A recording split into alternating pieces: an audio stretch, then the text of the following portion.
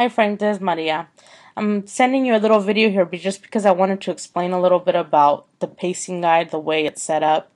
Just because I don't know what your pacing guide looks like, and I don't know if you'll be able to recognize what's going on here. It's busy because I always feel like, being an English teacher, I teach like three different subjects, not three subjects in one, I guess you could call that. And vocabulary, four if you count vocabulary, but at least in my class, you have a literature. You have a literary text that we read, which is the basis on which everything else is stacked upon, because those are the themes that we want to make sure the students understand at least. So then we have some once in a while. At least right now, I'm not doing it. It's just too much. I just don't have time. But I used to go more in depth into grammar and conventions and things. So that would be the language network. So that's language. And then there's always some kind of writing component, which in this case, writing by design.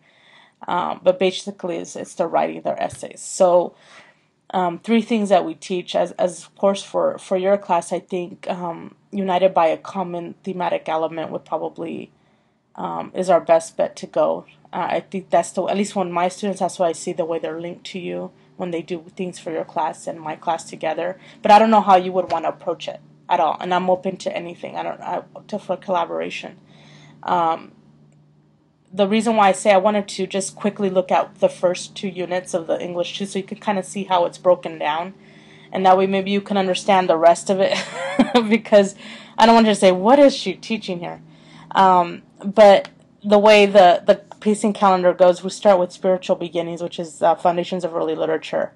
So we're looking at ancient texts, ancient stories, and they have ancient poetry. They have things by the Egyptians. They have things by the Hebrews, and of course the Mesopotamians, the ancient Sumerians in there.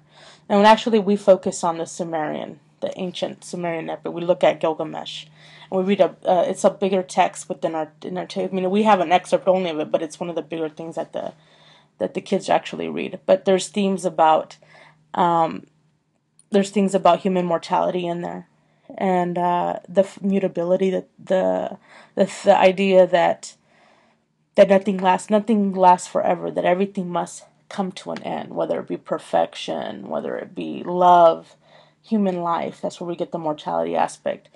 And you have Gilgamesh, who is he's 2/3 God and one third human. So he's trying to wrestle with his humanity, trying to reconcile his humanity with his divine self, and not being able to, for instance, conquer.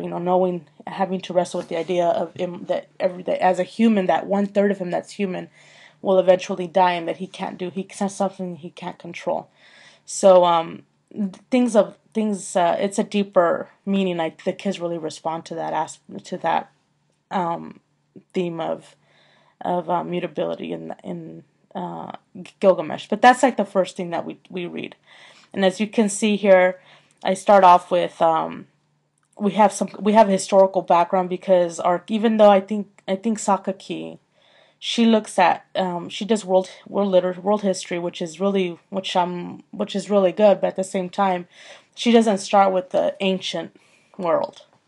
So I feel like the kids come in kind of like not become an empty slate, because they come to something from when they were in middle school, but things that they have to more go into, like to find out what the ancient Sumerians were about. And so we do kind of like maybe 3 or 4 days where we're going into cultural background, into their into the Sumerians. So we do that with the text or whatever, because it has something on there.